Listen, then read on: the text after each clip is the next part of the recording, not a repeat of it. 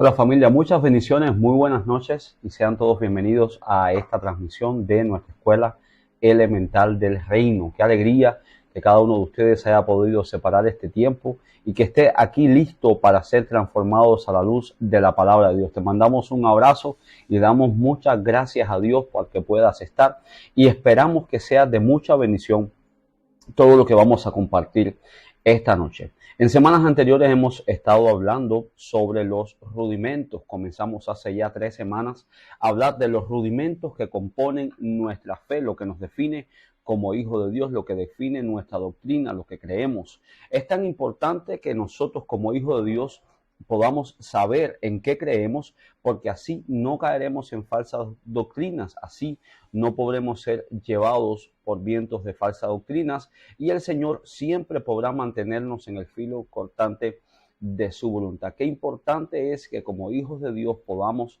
saber lo que compone nuestra fe.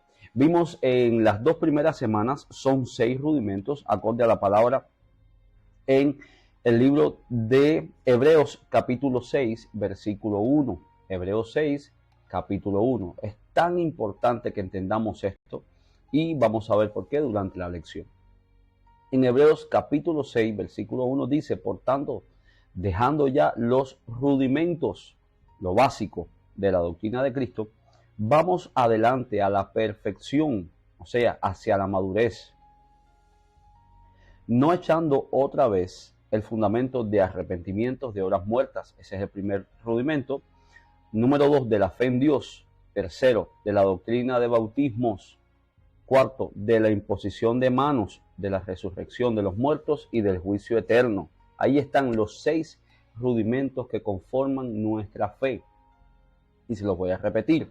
El arrepentimiento de obras muertas, la fe en Dios, la doctrina de bautismos, la imposición de manos, la resurrección de los muertos y el juicio eterno. En esta semana hemos estado viendo de 2 en 2 cada uno de estos rudimentos y esta noche vamos a ver el rudimento número 5. ¿Ok? El número 5, que es la resurrección de muertos. Sí, vamos a hablar de por qué creemos en la resurrección de muertos y cómo esto nos define, cómo define nuestra fe y cómo nos hace que nos diferenciemos de diferentes creencias, diferentes religiones. Amén. Entonces, ¿qué significa la palabra resurrección? Lo vamos a ver enseguida. Primero vamos a ver lo que dice en Primera de Tesalonicenses, capítulo 4, versículos del 17 al 18. Le voy a pedir que me acompañe ahí. Primera de Tesalonicenses, capítulo 4, versículos 17 y 18. Y mire lo que dice acá la palabra. Luego los que estemos vivos, los que hayamos quedado, seremos arrebatados junto con ellos en las nubes para encontrarnos con el Señor en el aire. Y así estaremos con el Señor para siempre. Por lo tanto, anímense unos a otros con estas palabras. Esto es lo que dice Primera de Tesalonicenses, capítulo 4, versículos 17 al 18. ¿Qué significa la palabra resurrección? Te preguntaba anteriormente.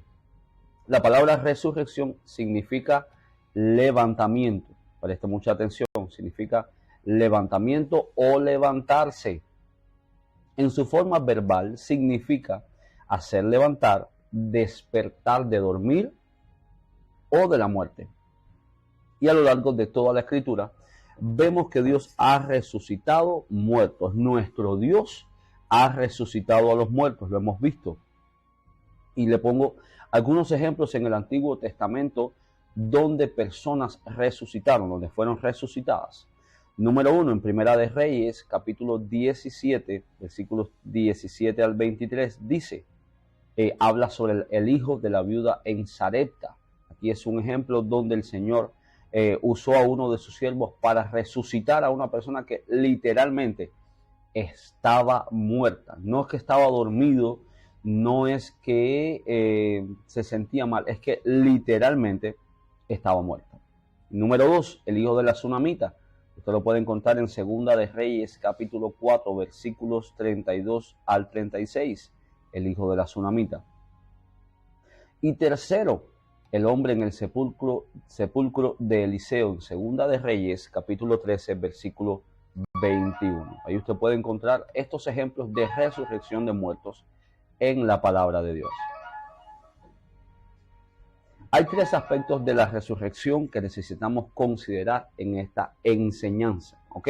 Vamos a tomar tres aspectos muy importantes a tener en cuenta en la resurrección para estas lecciones que sean de total bendición a nuestras vidas. Número 1, la resurrección de Jesús. Hablemos de la resurrección de Jesús.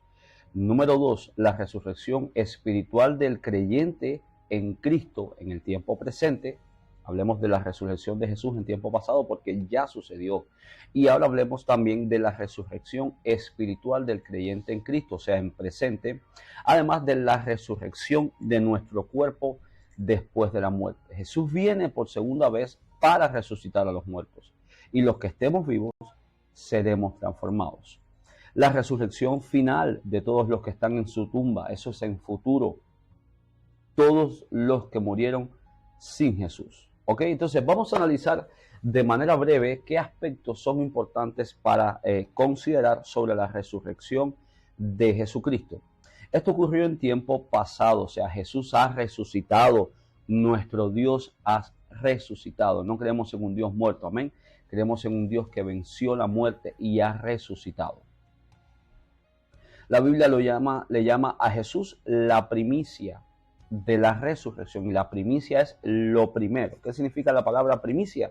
Significa lo primero. Así que Jesús es la primicia de la resurrección, porque fue el primero que se levantó de entre los muertos.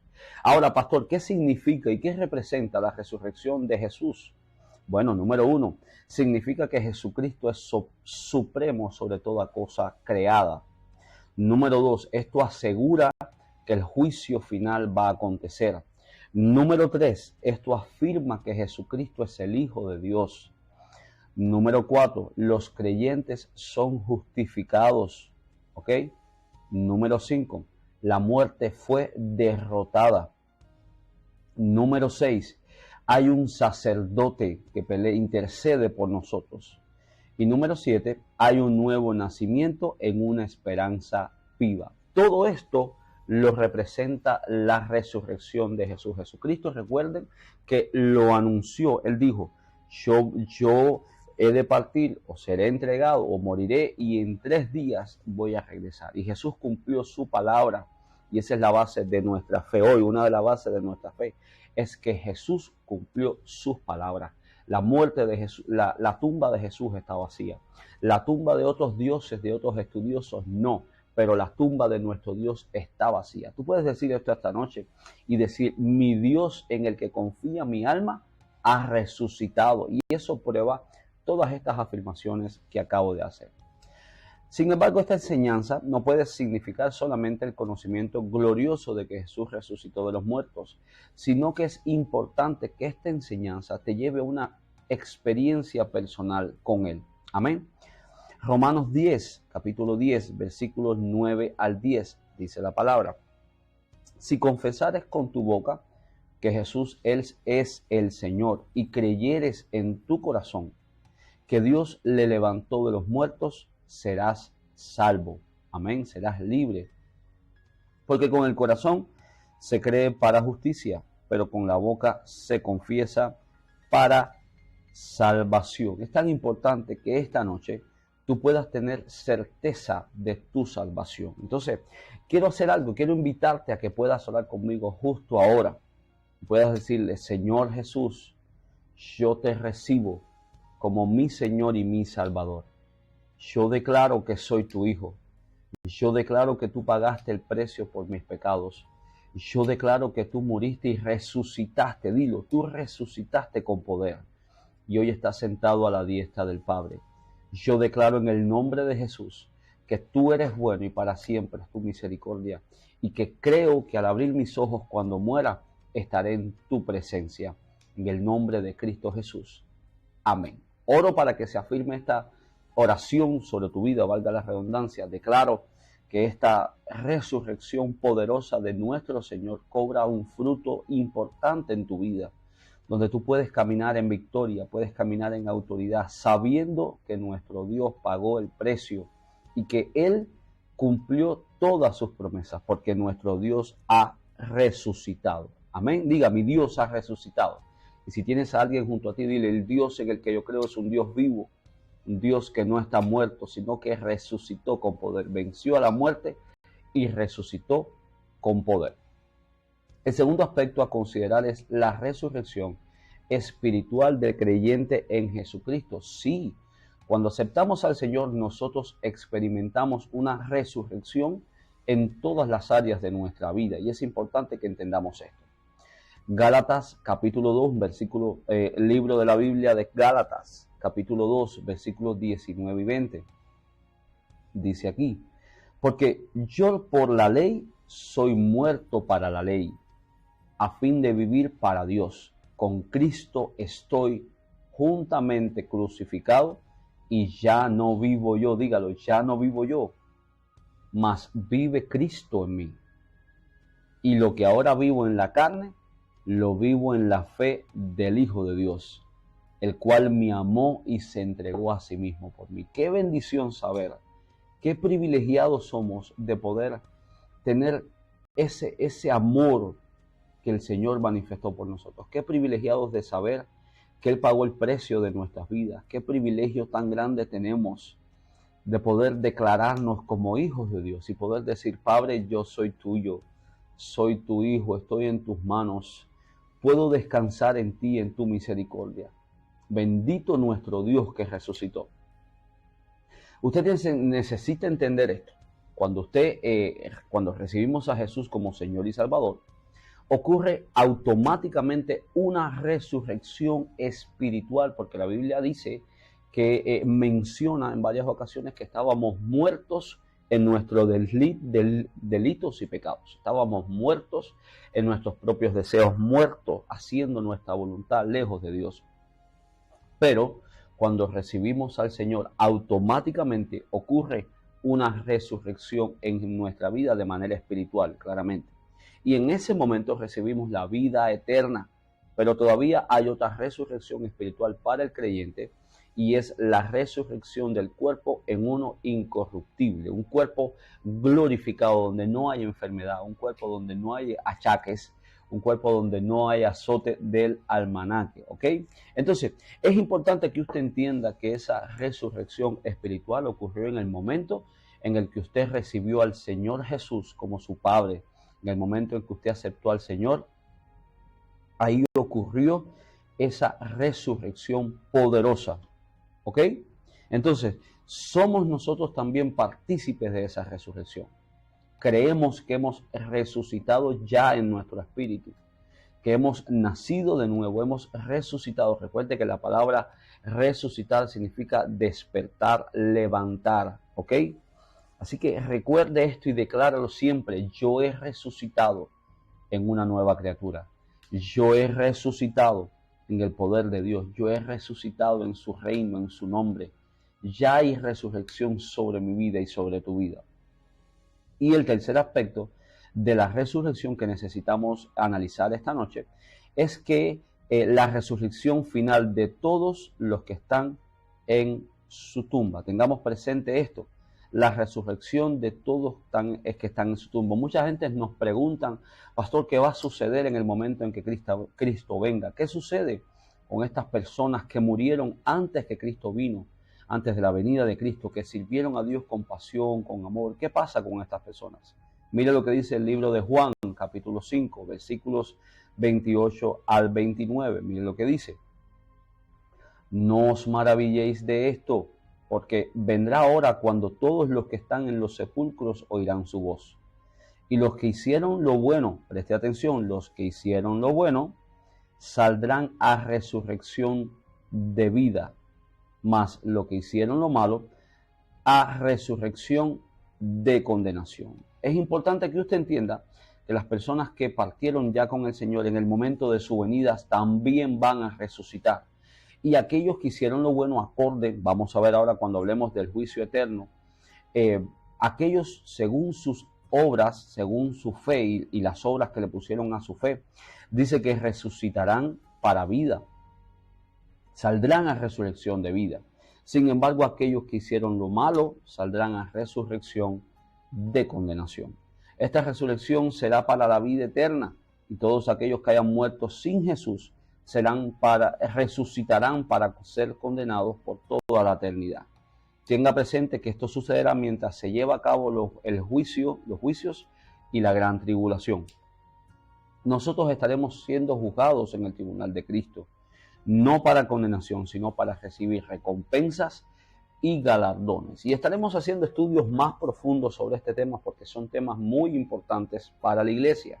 Ok, pero por lo pronto, en esta etapa de su vida, de tu crecimiento espiritual, necesitas saber que en el momento de la resurrección de nuestro Señor, de la segunda venida de nuestro Señor, aquellos que murieron en el Señor sirviéndole serán resucitados para pasar a vida eterna y estarán en el tribunal de Cristo para medir las acciones de cada uno de ellos. Y aquellos que se murieron sin Jesús, que partieron de esta tierra sin Jesús, estarán resucitando para condenación. Amén. Entonces, vamos a ver el último, ya este sería el último de los rudimentos de nuestra fe. El último es el juicio eterno. Diga, juicio eterno. Todo ser humano, necesita saber usted, todo ser humano va a tener su propio juicio eterno. Habrá un juicio eterno. Y no le digo esto para atemorizarlo, al contrario, sino para que nos afirmemos en nuestra fe y entendamos lo que va a suceder con nosotros. ¿Ok? Los incrédulos serán juzgados en el gran trono blanco para condenación, mientras que los creyentes serán juzgados en el tribunal de Cristo para recibir sus galardones, ¿ok? Según la manifestación de su fe. Ahora, ¿por qué debemos saber acerca del juicio eterno? Te voy a dar varias razones por las que es muy importante que nosotros escuchemos y hablemos sobre el juicio eterno, ¿ok? Es muy importante. Número uno, para que vivamos en el temor de Dios. Diga, en el temor de Dios. Es importante que sepas que el temor de Dios no es tenerle miedo a las consecuencias de tus acciones. El temor de Dios es el deseo reverente, una pasión intensa de querer servirle, de querer dar tu vida para Él. Ese es el temor reverente, el deseo de no fallarle, el deseo de que Él de no fallarle, de honrarle con nuestras vidas. Eso es el temor de Dios. ¿Ok? Cada decisión que una persona toma debe tomarla en el temor de Dios, o sea, en ese deseo de servirle, porque algún día será juzgada por cada una de sus obras. Número dos, para interceder por los perdidos. Es importante que sepamos que ese día se acerca para que podamos interceder por aquellos que aún no conocen al Señor. Cada uno de nosotros es responsable de orar por los perdidos, porque si no lo hacemos, seremos responsables y juzgados por ellos. Aprovechemos el tiempo y tomemos cada oportunidad que se nos presenta para hablar de Cristo, ya sea en nuestro vecindario, familia, compañeros de trabajo, en la escuela y a todo el que esté a nuestro alrededor. Hablemos de Cristo, mencionemos el nombre de nuestro Señor y que las personas sepan que hay un destino, que hay algo poderoso que pueden experimentar y es la presencia de nuestro Señor. Listo. ¿Cómo entonces? Vamos a ver entonces qué significa la palabra juicio, que es parte de nuestro rudimento. Creemos que habrá un juicio eterno. La palabra juicio viene del verbo juzgar, que significa separar, significa distinguir entre, ejercer juicio en, estimar, pedir cuentas, cuestionar, juzgar juiciosamente, procesar como juez, llevar a juicio, sentenciar, dar cuentas. Es importante que sepamos que en ese momento el Señor va a separar, distinguir entre. Es necesario que acontezca para que se defina cuál es nuestro lugar, dónde pasaremos nuestra eternidad. ¿Ok? ¿Cómo será este juicio delante del tribunal de Cristo? Bueno, número uno, será un juicio individual. Usted no va a estar en ese momento intercediendo por su familia, o por su amigo, por su pareja, ni siquiera por sus hijos. Será individual. Cada uno tendrá que dar cuentas por sus obras y sus acciones. Debemos dar cuentas a Dios como individuo. Es importante que no permitas que nadie afecte tu salvación, porque es algo que darás cuenta por ti mismo. Tendrás que dar cuenta de lo que has dicho, hecho, vivido. Amén. Es muy importante eso. Número 2, será ante Cristo el juez. Cristo será nuestro juez, que juzgará solo el amor y sin parcialidad. Su memoria es perfecta. Por tanto, más vale que renunciemos a toda hipocresía ahora y no hagamos ostentación, porque en ese entonces solo habrá honestidad. Más vale que empecemos desde ahora. Qué importante es que sepamos que nuestro Dios no puede ser engañado. Escrito está en su palabra, en Gálatas: no os engañéis a vosotros mismos. Nuestro Dios no puede ser burlado. Nadie puede hacerse el pillo y decir: voy a jugar una pillería al Señor de los cielos y la tierra. Así no funciona. No funciona de esa manera. Necesitamos ser honestos. Necesitamos a partir de esta noche renunciar a lo que sea que nos esté separando de Cristo. Renunciar a toda hipocresía, renunciar a todo lo que quiera robarnos la presencia de Dios. Necesitamos renunciar a toda falsedad para que Cristo sea glorificado. Amén, sea glorificado en nosotros. Otro, será de acuerdo a lo que hayamos hecho, lo que le hayamos hecho al cuerpo.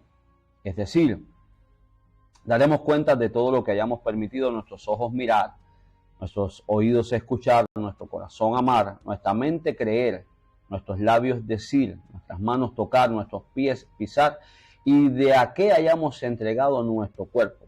Y también por las cosas que hayamos hecho con el tiempo, el dinero, los talentos, entre otros. En ese momento será juzgado cada una de nuestras acciones.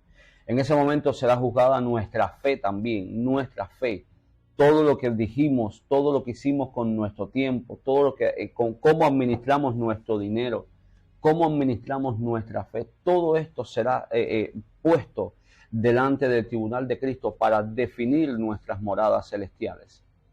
Otro, habrá muchos secretos expuestos. Señores, no podemos escondernos. Quizás podemos engañar a nuestro vecino, quizás podemos engañar a nuestros líderes espirituales, pero al Señor no. Así que te recomiendo que puedas abrir tu corazón y puedas comentarle al Señor y puedas abrirte y sacar todo secreto, porque delante de Él, créeme que no hay nada oculto. Hablemos del tribunal de Cristo. Diga, el tribunal de Cristo es el lugar donde seremos juzgados todos los creyentes por todo lo que hicimos aquí en la tierra. Para juzgar, para definir, para poder probar cada una de las acciones que cometimos, cada una de lo que hicimos, todo lo que hicimos para el Señor y antes del Señor.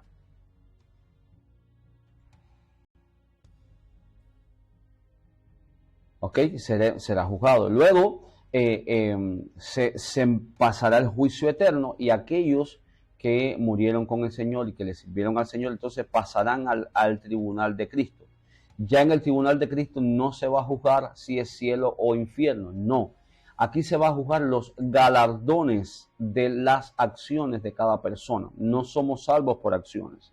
Pero en ese momento sí se tomará en cuenta en el tribunal de Cristo cada una de nuestras acciones, sea buenas, malas, ¿ok? Para definir los galardones.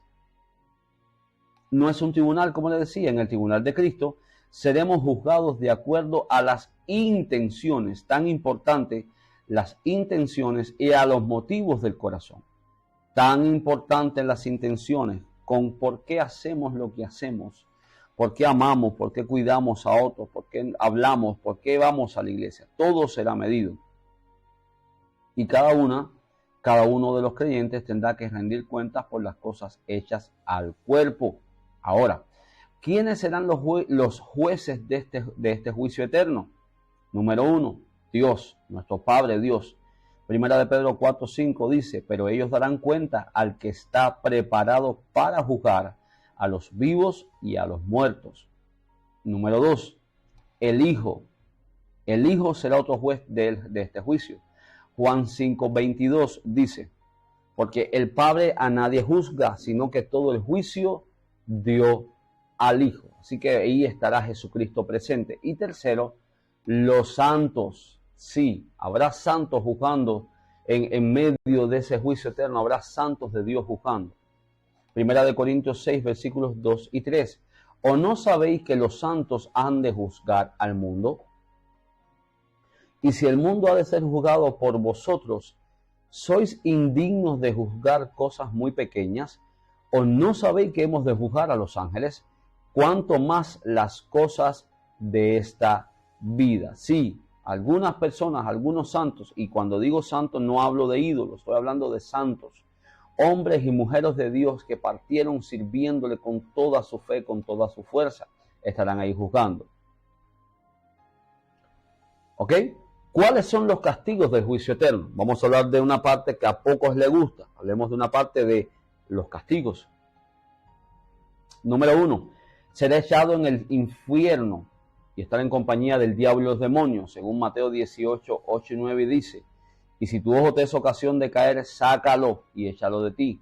Mejor te es entrar con un solo ojo en la vida eterna, que teniendo dos ojos ser echado en el fuego del infierno. Mateo 25, 46 dice, e irán estos al castigo eterno, y los justos a la vida eterna. Número 2, oscuridad, donde habrá llanto y crujir de dientes. Mateo 25, 30, y al siervo inútil, echarle en las tinieblas de afuera, y ahí será el lloro y el crujir de dientes. Todo esto no es con el objetivo de manipularte ni hacerte sentir mal. Todo esto no es con el objetivo de que tú tengas miedo, no. Debes vivir amando a Cristo y vivir convencido de que Cristo te ama. Y desde esa posición de amor es desde donde debes servirle y vivir para Él. Pero también es importante que sepas lo que espera en ese momento para que tú puedas tomar decisiones correctas todos los días. Tercer castigo, vergüenza y confusión perpetua para siempre. Daniel 12:2 dice, y muchos de los que duermen en el polvo de la tierra serán despertados, unos para vida eterna y otros para vergüenza y confusión perpetua. Otro, la segunda muerte.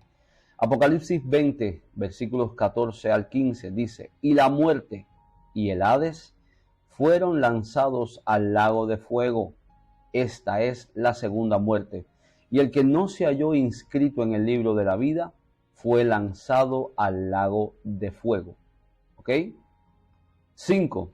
Eterna separación de Dios. Mateo 25, 41 dice, entonces dirás también a los de la izquierda, apartaos de mí, malditos, al fuego eterno preparado para el diablo y sus ángeles.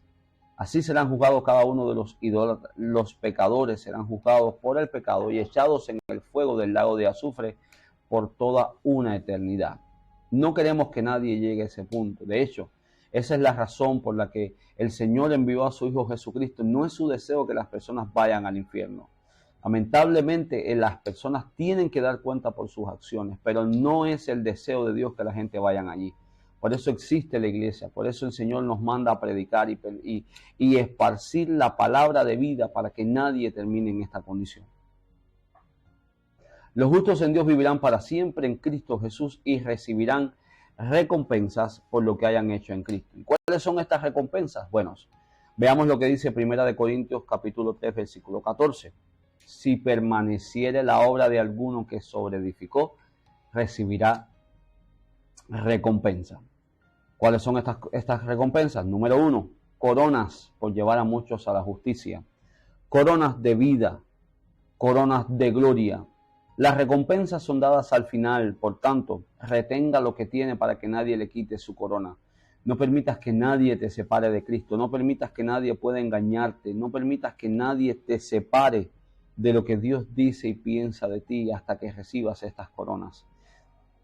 En el juicio podemos concluir entonces que el juicio eterno es que Dios juzga porque Él es un juez justo. Por lo tanto, queda establecido lo siguiente. Dios es santo. Esta sería como la declaración final. Justo y no puede mentir. Dentro de Él no hay sombra de variación. El pecado y la rebelión del hombre contra Dios deben ser juzgados. Los justos en Dios deben ir a un lugar donde no hay muerte ni maldición y vivirán con Jesús para siempre. Los que no aceptan a Jesucristo, quien es el camino para ir a Dios, irán al castigo eterno. El juicio eterno es una verdad fundamental que debería motivarnos como discípulos de Jesús a vivir en el temor de Dios para no llegar a ese punto y alcanzar a los perdidos, a los que están muriendo sin Cristo. Conocer estos rudimentos sería ya, esta es la última lección de los rudimentos, y quiero concluir diciéndote esto, que conocer los rudimentos es fundamental, porque no solo te permite vivir una vida plena en Cristo, sino que nos libra de ser víctimas de doctrinas falsas y estratagemas del error, como dice la palabra que en los últimos tiempos acontecería. Al mismo tiempo que nos impulsa a crecer continuamente como discípulos de Cristo. Quiero orar para que el Señor se te revele. Quiero orar para que el Señor pueda hacer resplandecer su luz sobre tu vida, para que el Señor se glorifique en todo lo que te rodea y que puedas hacer carne estas palabras. Padre, en el nombre de Jesús te doy gracias por estos hijos. Me pongo de acuerdo, Señor, cancelamos todo espíritu del diablo y declaramos en el nombre de Jesús que todo plan del infierno se cancela y que caminas en la verdad de Dios desde ahora y para siempre. En el nombre de Cristo Jesús te cubrimos con la sangre de Cristo y declaramos que toda circunstancia que estés enfrentando ahora mismo es deshecha, es puesta en las manos del Señor y que el Señor te da la victoria. En el nombre de Cristo Jesús. Gracias, Padre. Amén. Te esperamos entonces la próxima semana para seguir creciendo en esta escuela elemental del reino, un espacio donde el Señor te está entrenando, te está preparando para cumplir su voluntad y para bendecirte en todas las áreas de tu vida. Te esperamos. Un abrazo.